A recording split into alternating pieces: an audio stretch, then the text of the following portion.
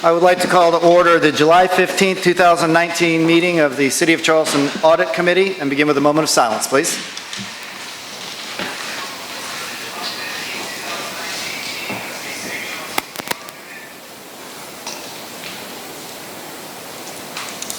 Amen. Thank you.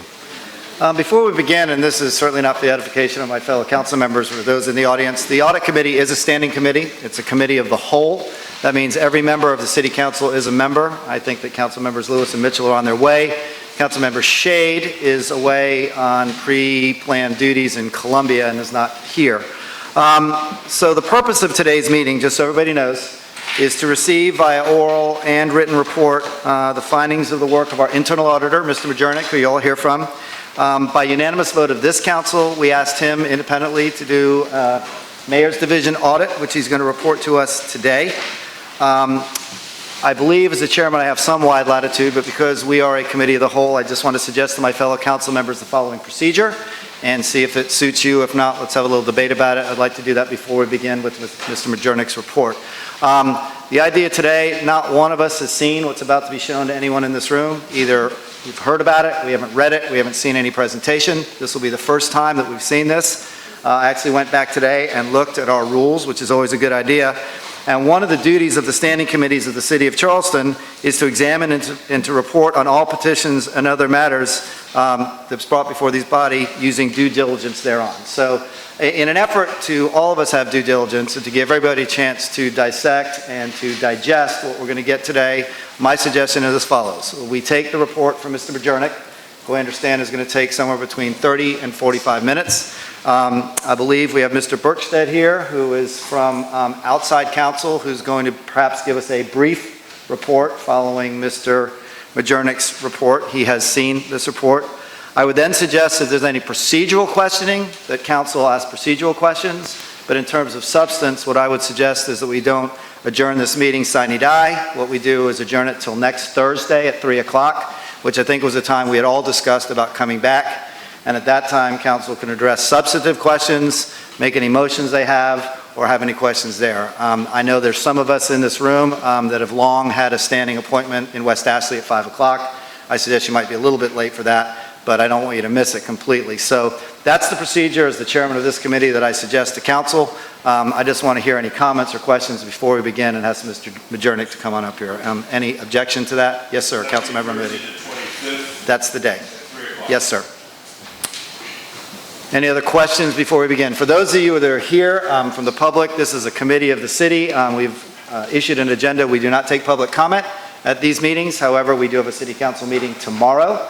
I believe, by the way, Mr. Mayor, our city council meeting is not here tomorrow. Am I correct about that? It is at Crosstown Church on Beast Ferry Road at 5 o'clock. So there will be a chance to comment on anything you hear tonight or anything that concerns you as a matter of the city. So I'd certainly invite you to do that. So if there's no questions about procedure, Councilmember Griffin.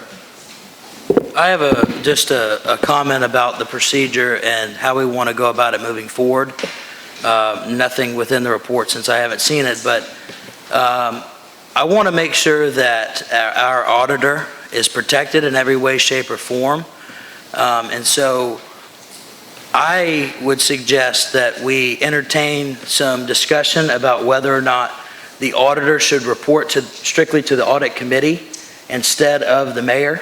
So if I might interject, and I'm sorry I didn't talk to you personally about this, but I did speak to a couple of our fellow council members. My suggestion is this, because we're about to receive a report and we're in the process of getting that report, and I think what we're going to hear from Mr. Majernik is it's not complete yet, that we take up that issue as this report is completed in our next meeting at the end to see going forward how the structure of reporting from our internal auditor goes. But we are in the structure now. The audit has begun. I don't think we should be changing the rules in the meantime, so I certainly will put that on our agenda for next time if that suits you.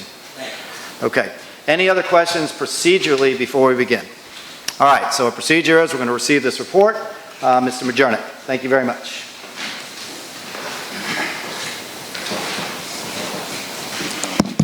This is on? You're on. Hello? All right. Good afternoon. Thank you, Councilmember Seekings, fellow council members. I'd like to thank you guys for this opportunity. I do want to state first, and following Councilmember Seekings, that nobody has seen this report outside of the attorneys and I. So in that same regard, the mayor has not seen this report, has not had a chance to respond to anything in this report, so we'd ask that you guys please allow him that that opportunity before making any conclusions regarding what's in here. That would only be fair to everybody involved. So with that, I also want to say that we did receive several emails from Councilmember Griffin in the last week, and we have looked through some of those, but have not had an opportunity to look through everything. So we have included a little bit of that herein, but we'll continue that review beyond this report. So this will be an initial report to go through what we have found so far. So first of all, we'd like to just give you a brief summary of what has happened in the mayor's office and operating expenditures over the last several years. We have in 2015, and this is during Mayor Riley's tenure, and I do want to make that very clear that that is 2015, it was still during Mayor Riley, that the mayor's office budgeted $13,500. It was later raised to $22,900 and ended up spending $35,200. And you can see the years going forward where we budgeted $16,500, spent $119,016, budgeted $70,017, spent $56,217. In 18, there is a large fluctuation, but I will point out that there is a reason for that. We budgeted $244,100, ended up at $245,891. And that is due to the change of lobbying expense, which it shows down here at the bottom. That was budgeted in our legal department, that has since been moved over to the mayor's division. So that is the reason for that large fluctuation. So that accounts for $162,355 of the $245 spent for 2018. Moving on, the first finding that we have identified some question cost. And what we're looking for here is a public purpose identified in some of these expenses that we're going to show herein. And we could not identify, and we did not see anything documented regarding a public purpose for the events herein. So the first expense that we have is $87.89. This is for business cards for Dr. O'Funyon. He is with Gola Society. We also had a rush fee on this job for $20. So he is not an employee of the city. He has our city seal and equal opportunity employer on his card. So we did not consider this to have a public purpose behind that expense. Let's see. Hold on one second. You need some help from the back corner getting back to the slideshow. Hold on just one moment. All right. Sure. Next up, we have the Chronicle Communications. There's a $750 charge from November of 2016. This is for an advertisement that was placed in the Charleston Chronicle. And the ad that was placed is herein. This is for congratulating Mr. James French for his 90th birthday, as well as 45 years of service with the Charleston Chronicle. So we did not see a public purpose behind this. Next up, we have more business cards. This one we've already looked at in the start of this audit. So this is for the mayor and Mrs. Hecklenburg. Business cards that were printed off for her, 500 business cards, the total cost $158.52 in March of 2017. Next up, we have another business card. This is for Jonathan Green. He is also not an employee of the city. He has a title listed as Ambassador of the Arts. It includes a city seal, equal opportunity employers. We're not sure why we ended up purchasing business cards for him as well, as he's not an employee. We have also purchased business cards in July of 2017 at a cost of $73.03 for Lydia Cotton. She is ambassador to Charleston Latino. Her address listed here at 80 Broad Street. Has her personal email, also has a city seal on there as well. Next up, we have more printing of business cards for the mayor and Mrs. Tecklenburg and Dr. O. And these are just reprints of what we've already seen in the past. There weren't any changes on these.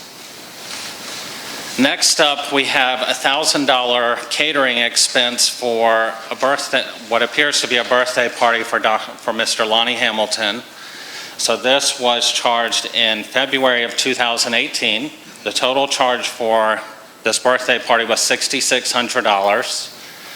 Of the $6,600, the city contributed $1,000 and also contributed the use of the city gallery, which would have otherwise been $1,000 at no cost to this event.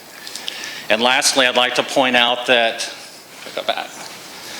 all of the RSVPs on this went to Robin Griffith, who is in the mayor's office division, and this was going to our city email, so it appears that this was also, all of the RSVPs were handled by the city.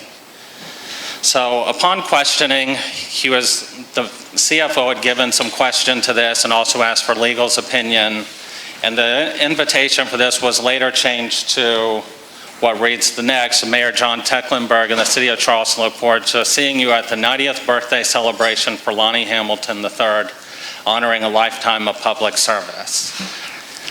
So none of the other details changed here, still at the City Gallery, no cost. Robin Griffith still handling the RSVPs. So we did not see a public purpose behind this expense.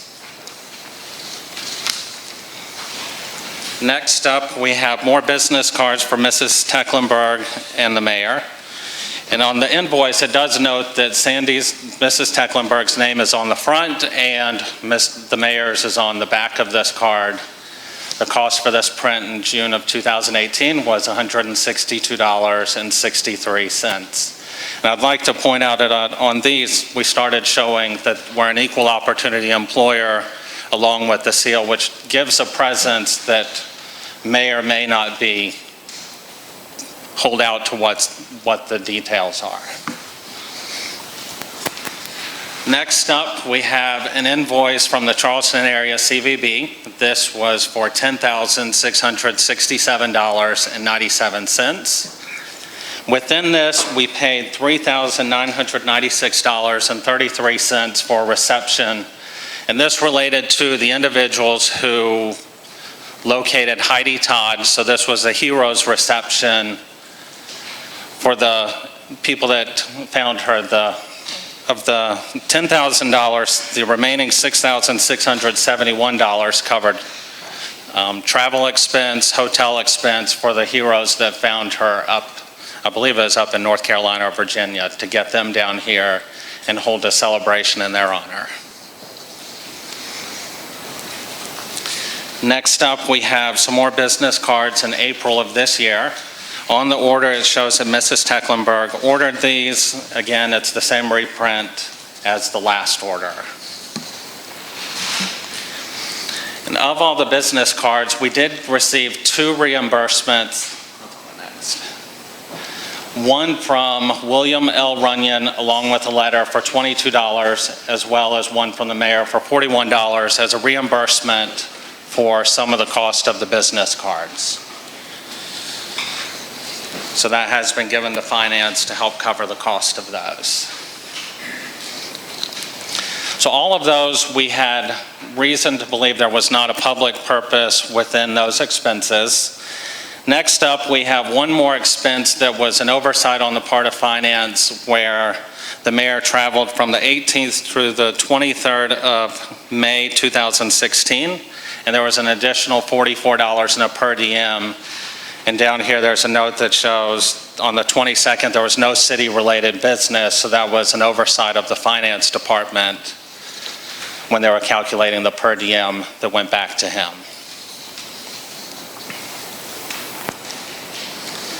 All right, we'll move on to finding number 2.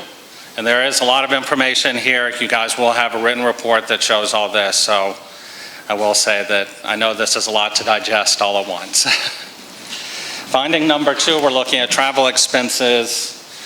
And this chart that we have coming up shows a list of all of the travel that was paid for by the city that has been reimbursed, along with the dates that it was outstanding for the city.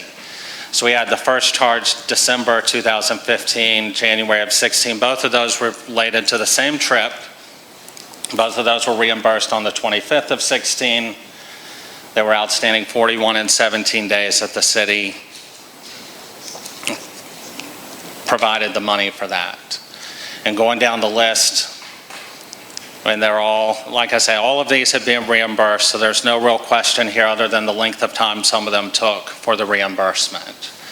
Particularly one in Mobile, Alabama, that was a charge that was reimbursed by the Navy. They also gave some additional monies, which was applied to the ticket for a total of $915. They applied $192, where the remaining $712 was taken as a payroll deduction from the mayor's paycheck. But otherwise, the only other thing to note on this would be there are 2 tickets for Lonnie Hamilton and Marie Arnaud, 1 ticket apiece for a trip to Fleur, France at a cost of $2,047.81 apiece. We have received $3,823, but we are still short approximately $270 for that reimbursement. So next up, we do have a couple travel expenses. The first one, there's a charge from March 2016 of $214, or I'm sorry, this is January 2016, that has the wrong date on it. So this one is an additional charge for that first trip that had 2 charges. So this one was overlooked when it was charged to the mayor's division rather than going to our due from account. He has paid that this morning, so this one has been settled. Next up, we have a charge from March of 2016, $234.40. This one has also been reimbursed as of today, so this one was satisfied. We asked just to verify that nothing had been missed on this, and he had provided checks for both of these. And this next one documents the 2 tickets for the Fleur, France trip for Lonnie Hamilton as well as Marie Arnaud, just showing we still have a little bit of that has not been reimbursed.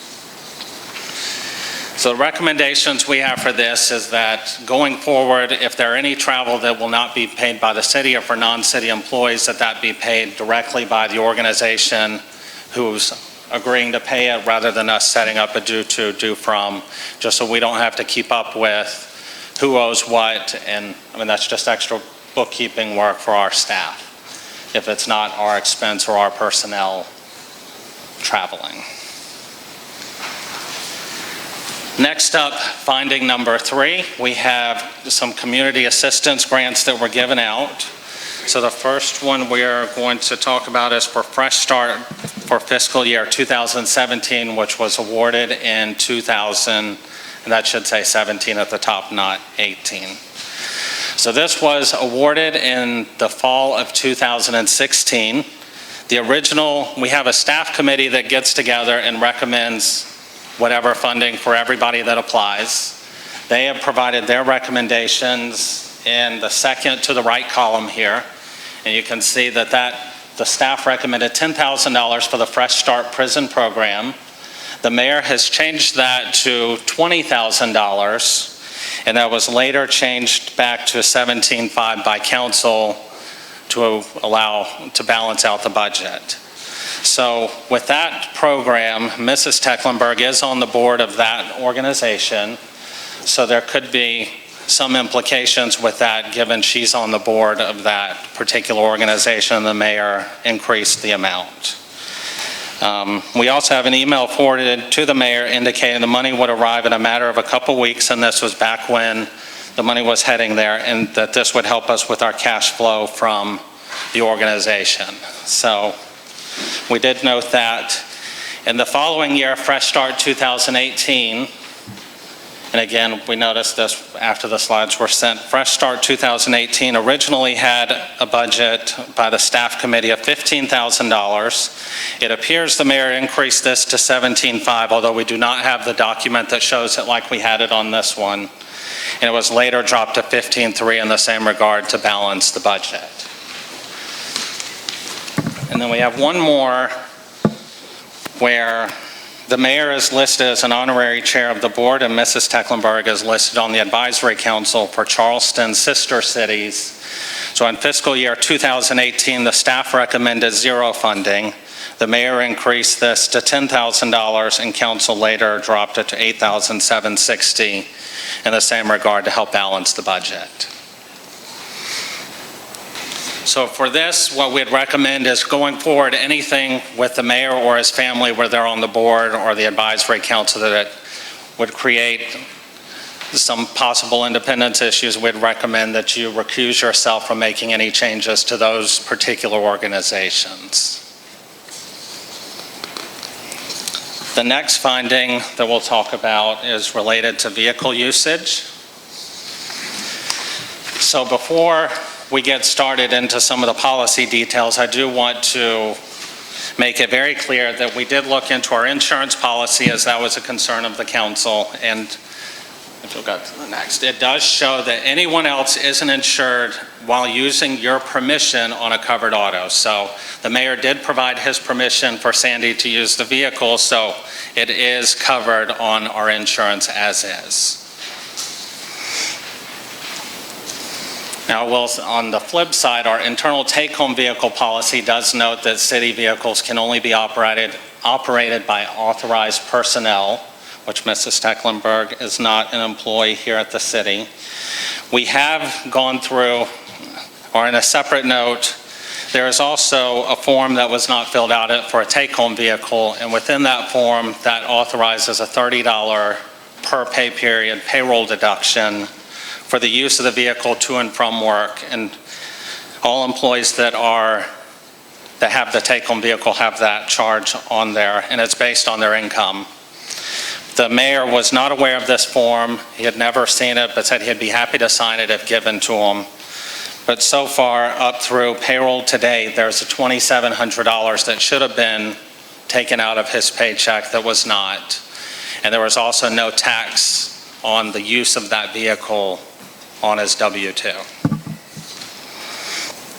So we'd recommend with this that the city either change the policy to allow non-employees to use the vehicle, or perhaps have special rules for the mayor, or the mayor should be provided another driver so he has the opportunity to work to and from his engagements, as his calendar is extremely busy.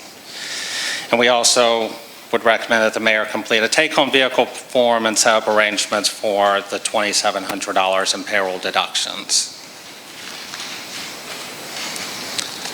Next up, we have some procurement policy findings. We have 3 different contracts that were awarded back in. We have the first one with Lewis Walton LLC for $9,000. And they were engaged to implement a cloud-based platform to simplify the process for managing board and commission appointments. One more.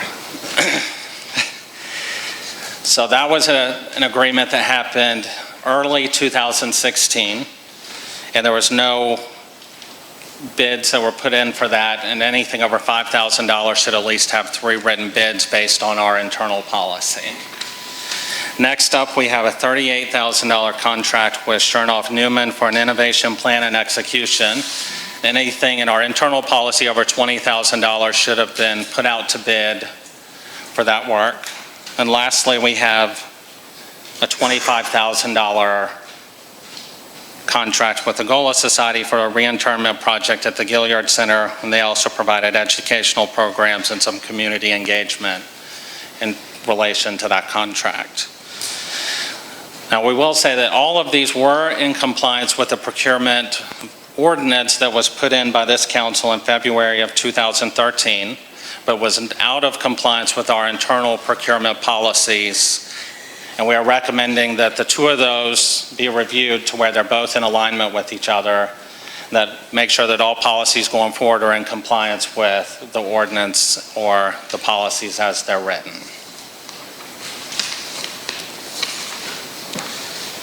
Next up, we have finding number 6 related to a city computer. So early in Mayor Tecklenburg's tenure, he was asked, our IT director, if he could come up with some way for Mrs. Tecklenburg to be allowed to access his calendar. So the IT director recommended that he either provide a laptop and network with login and email, that he provide a city ID and password to access via our online platform, or that the mayor's assistant print out a calendar and forward that to Mrs. Tecklenburg each day.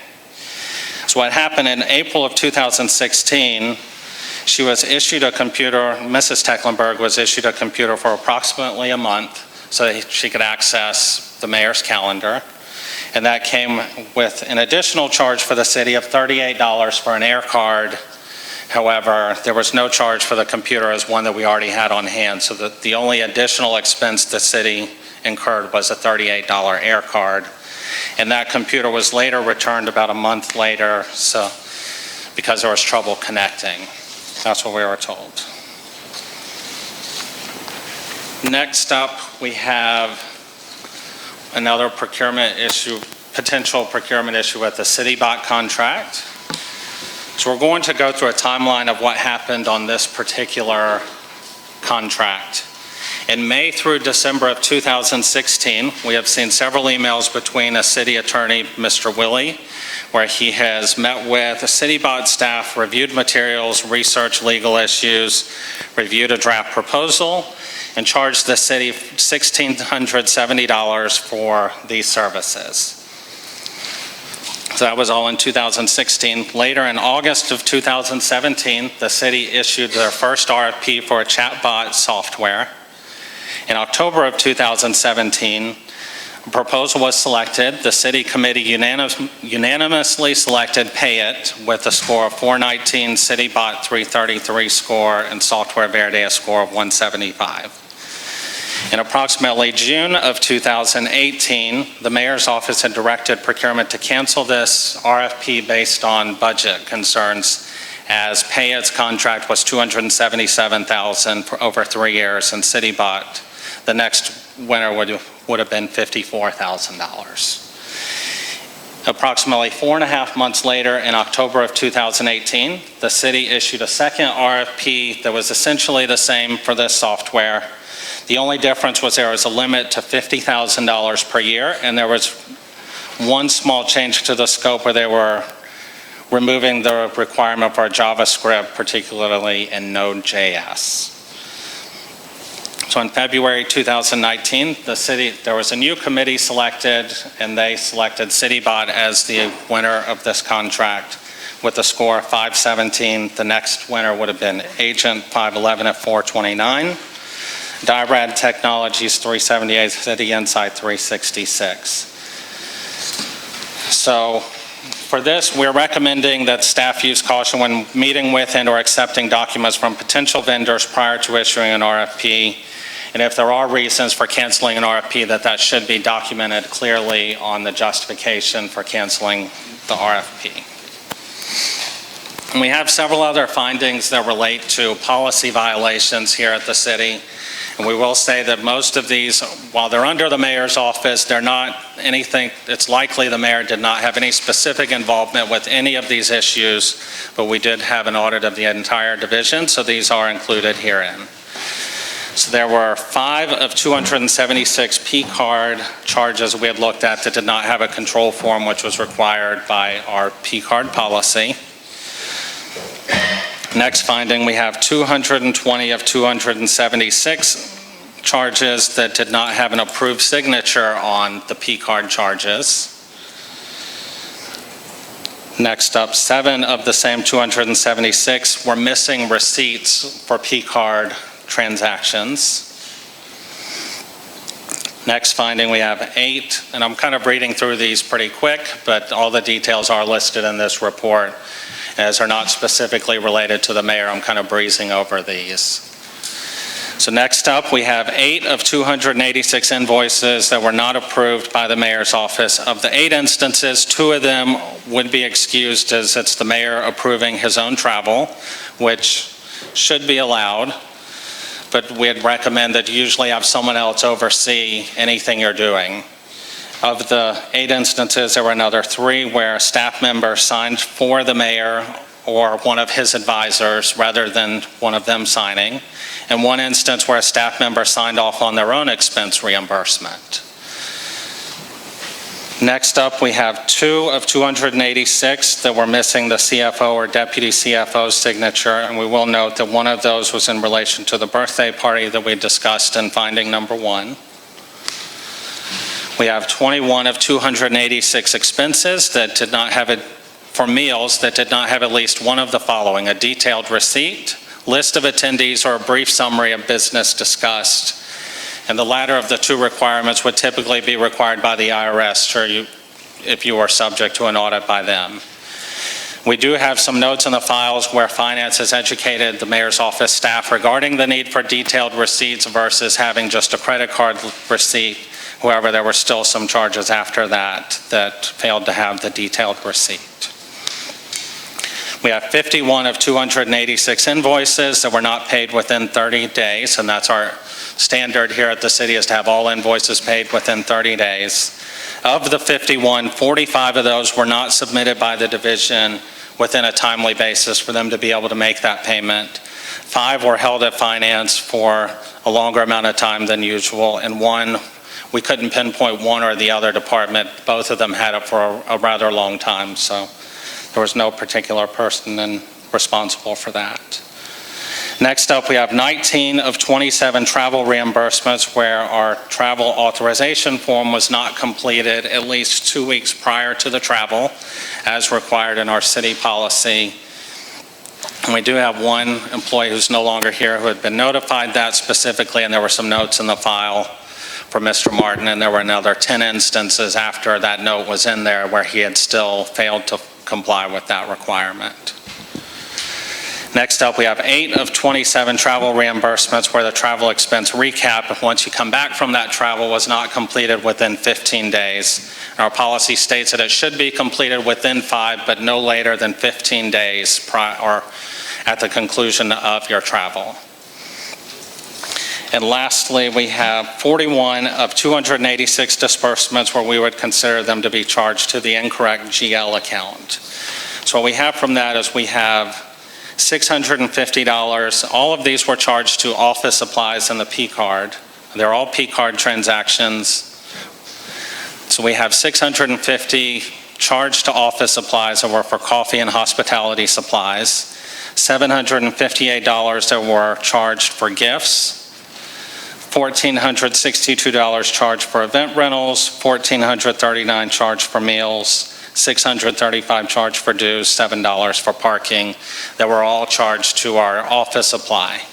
So we'd recommend that perhaps we have budget items specific to those items and budget those one by one in the category that they belong to. So that concludes all the findings that we have in the report, but we do have a couple observations just based specifically on things that were brought up at the council meeting back in May. So one issue that was brought up was regarding staff increases. So we have 3 employees. Every year the city offers a cost of living increase. We have 3 employees that received raises outside of the cost of living increase. The first was Mr. Rick Giroux. He was given an increase from $105,060 to $120,000 in August of 2018. And that was given right at the time when Mr. Martin had left the city. Mr. Giroux had taken on additional responsibilities, so that was the reason behind that increase. And he was below the comparable staff under Mayor Riley's office, still with that raise being intact. Next up, we have Mr. Michael Wack, who's the Special Assistant for Quality of Life. He was given a raise on February 10th, 2018, where his pay increased from $68,289 to $71,703. The PAN form listed this as a reorganization of the mayor's office, shifting of some duties regarding 2 positions. When asked, we were told that Mr. Wack took on additional managerial roles at the time of that increase. And lastly, we have Mr. Edward Jones, who's a community resource specialist. He was given a raise. He's a part-time employee under the mayor's office, was given a raise from $12,729 to $13,977 based on the hours that he works. And this was listed as transferred him from a temp employee to a part-time employee, and we were told that that was just due to the nature of converting him from temp to part-time, and he would also have some additional expenses in terms of our retirement system.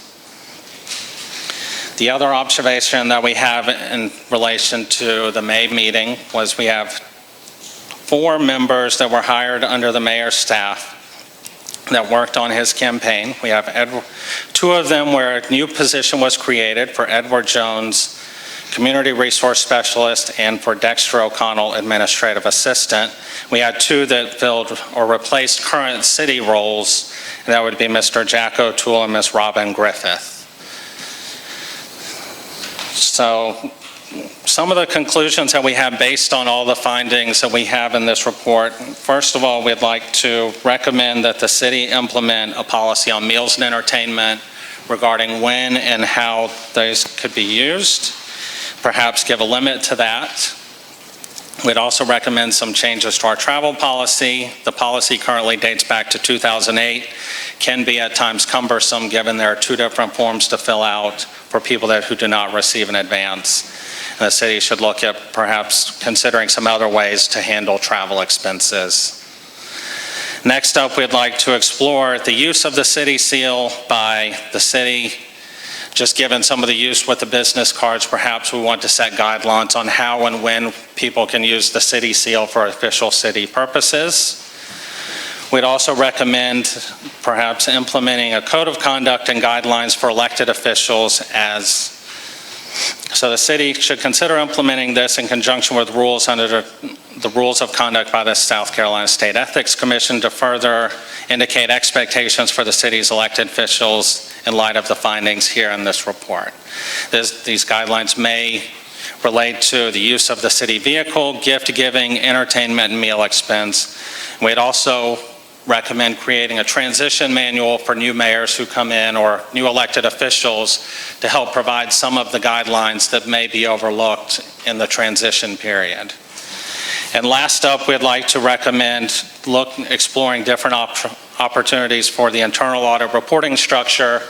Given the nature of this audit, there are inherently some potential independence issues, so we'd like to explore having some way for this position to report directly to council rather than the mayor, to where there would be no independence issues with any department within the city. Okay, thank you very much, Mr. Majernik. We will have distributed at the close of this meeting a copy of his report. Will we also have a copy of your PowerPoint, or can we get a copy of your PowerPoint? I'd just like to remind everybody on council that once this is given to you, although not complete, I think there may be a few things that need to be done, including some edits. It will be a public document, so it will be out there. So just ask each of you to review it before you comment on it. We will, as I said, re-adjourn next week, rejoin each other next week on the 25th at 3 o'clock. Yes, sir.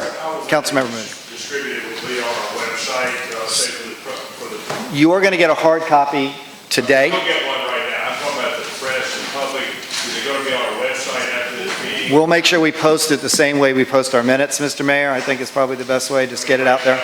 Yeah, I think that's the best thing to do, and we'll put it as an addendum.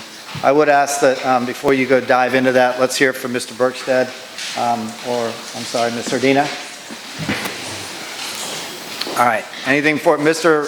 Majernik will, in fact, also be here at 3 o'clock next Thursday. So any questions of him, I would just ask that you collect, think about, review, write down, memorize, and ask him when he's here. And that will give everybody a chance to do whatever they need to do in terms of fact gathering. I did see a hand up before I go to Mr. Berkstead. Councilmember Griffin. I just want to reiterate, this is still technically draft form, Correct. and Mr. Majernik has not completed his investigation, is that correct? You still have some things to look at? We have gone through every expense within the mayor's audit division. However, there are some open items with the emails that were provided less than a week ago.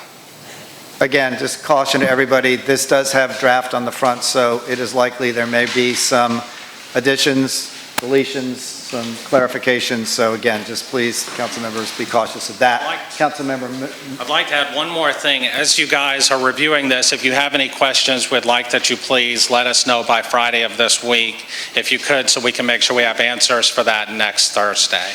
And I might say in terms of form, it'd probably be best if you can get the bulk, if not all of those questions to Mr. Majernik in writing, so he can then recite the question and then his answer. Is that fair enough?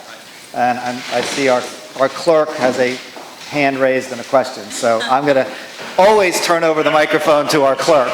Thank you. You're welcome. So I do have a question, because there was a question from Councilmember Moody as to when this would be issued to the public. So are you saying that we will issue this to the public tonight? Yes, this is now a Okay. public And post it document. on the website? Okay. Yes, ma'am. I All right, think this thanks. is now a public document. We've had a public hearing. We've had a presentation of it.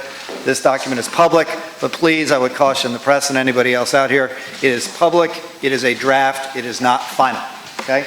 With that, I'm going to turn it over to Ms. Sardina. Thank you very much. Thank you. Good afternoon.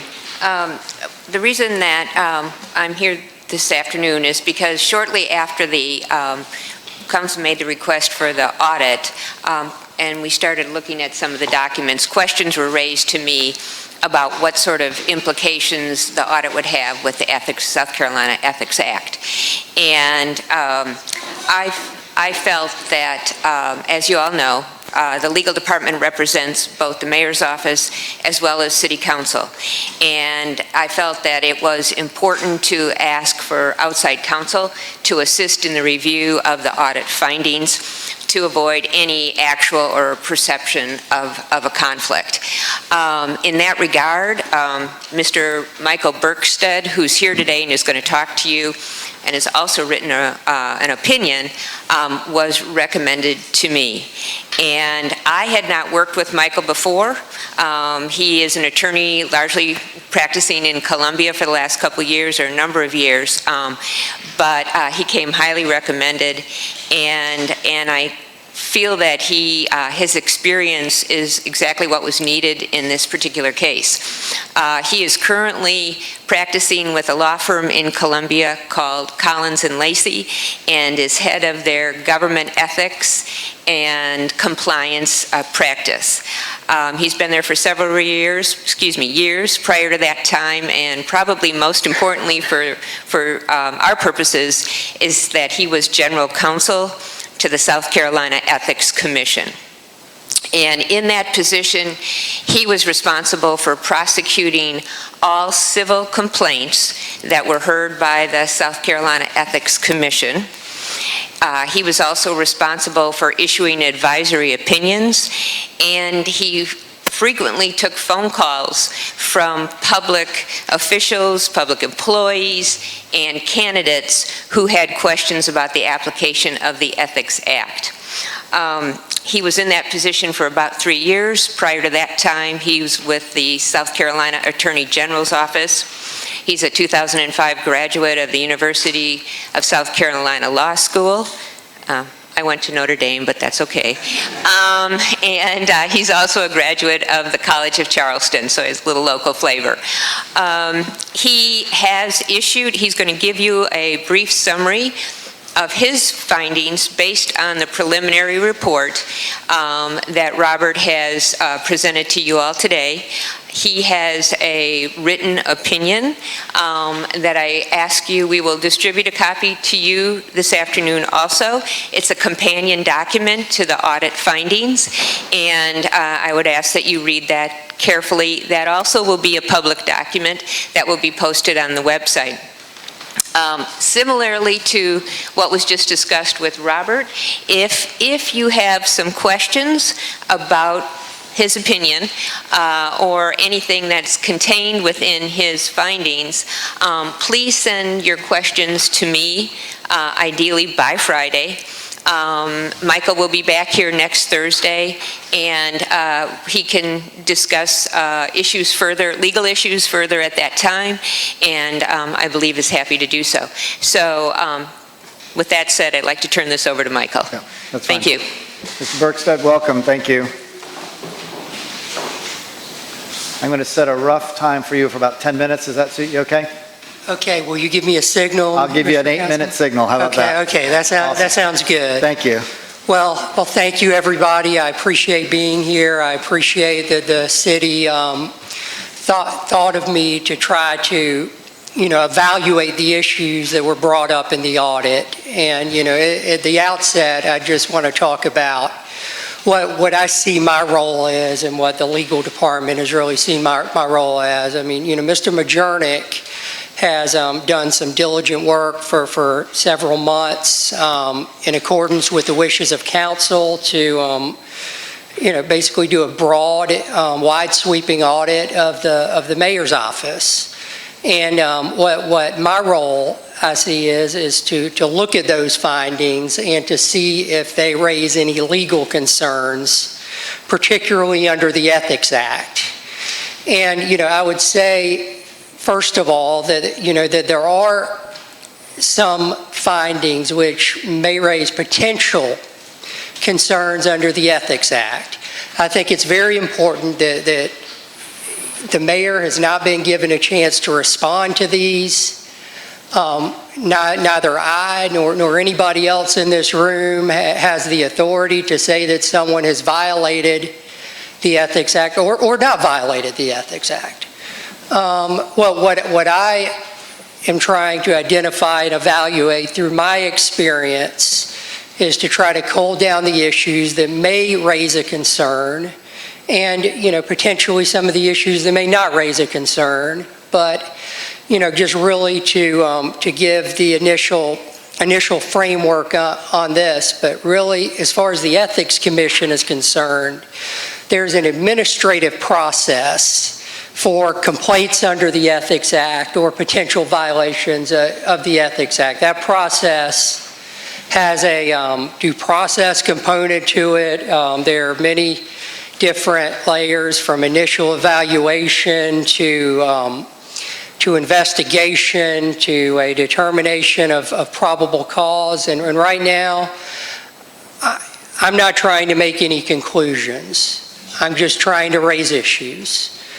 So first of all, although the Ethics Act was my initial focus, it's kind of hard to really even get into evaluation without addressing what some of the council members were saying at the May audit meeting, was that the mayor, through certain actions, was violating city personnel policies. Of course, we have a strong mayor form of government here. And I think under that strong mayor, the mayor is certainly the chief administrative officer of the city. The statute provides the mayor with pretty broad authority. I wouldn't say limitless authority, but under the statute, the mayor has a significant discretion with regard to spending, personnel decisions, and other matters regarding the city. In addition to that, so many of these personnel policies in the city seem to me to apply to city employees. I mean, the mayor is not a city employee, and really it's not apples to oranges talking about, the mayor, as being an employee. He was put here by the people. I mean, he wouldn't have any grievance procedures. So many of these city employee policies apply to an employee who has to be at his desk or her desk between 9 and 5. The mayor is always the mayor, just as council people are always council people. And really just the activities are, just have to be seen in a different light. Now, along with that, with that recognition that the mayor is an elected employee, several court cases talk about just that elected officials are different, and the elected officials are subject to the will of the people. I mean, if you don't like what an elected official is doing, then the voters can exercise that choice at the ballot box. I think it's unlikely that a lot of these personnel policies apply to the mayor.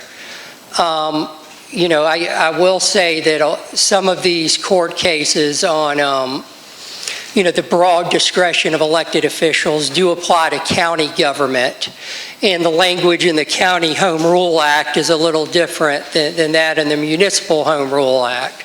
So I wouldn't say it is a well-settled question, but I'm firmly of the belief that most personnel policies don't apply to the mayor. But certain things do apply to the mayor. One, there is just the concept that the mayor, potentially with spending authority, I mean, he is a trustee of public funds. He's expected to use due diligence as to the disposition of these public funds. And as part of that due diligence, some issues identified by Mr. Majernik were questioning whether certain expenditures were for a public purpose, because all expenditures, they need to be for a public purpose, not a private one. And I mean, I can identify two that I saw. I'm not limiting it to two, but the ones that jumped out to me were a birthday party for a private individual, and celebrating another private individual's birthday by purchasing an ad in the Chronicle.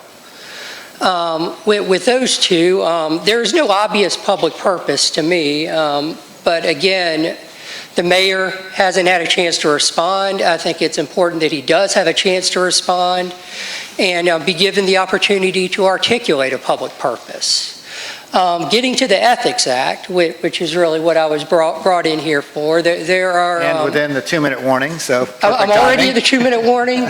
Well, my apologies. Take your time. Yeah, Council yes. wants to hear what you have to say. I just want to... Sure. Thank you. Sure. Well, getting to the Ethics Act, I would say that the major issue raising, I would say again, potential concern is the fact that the mayor's wife, Ms. Tecklenburg, is on the board of a nonprofit, and the mayor either, depending on how you would argue, used his position or participated in a decision to increase the funding for that nonprofit. Under the Ethics Act, a public official can't use his or her position to affect the economic interest of a family member. In this case, this would be affecting the economic interest of a business with which he is associated, because if a family member is serving on a board, that is a business with which the mayor is associated under the Act. There were certain decisions related to a nonprofit where the mayor might have served on, as an honorary or ex officio member, and I think those decisions would be excluded from application of the Ethics Act. There was a potential decision that was highlighted related to the fact that Ms. Tecklenburg serves on the advisory council of a nonprofit, and I don't think that falls under the Ethics Act either, because an advisory council that's not a director or an officer. Some of these expenditures that really were brought to light, there's a laptop that Ms. Tecklenburg apparently, used for a month and then couldn't really get it to work properly and then gave it back. There's the expenditures for the business cards, and then the travel expenditures. All of these were done and undertaken, from what I see as Mrs. Tecklenburg's perceived and her her mind. I mean, the service to the city, really.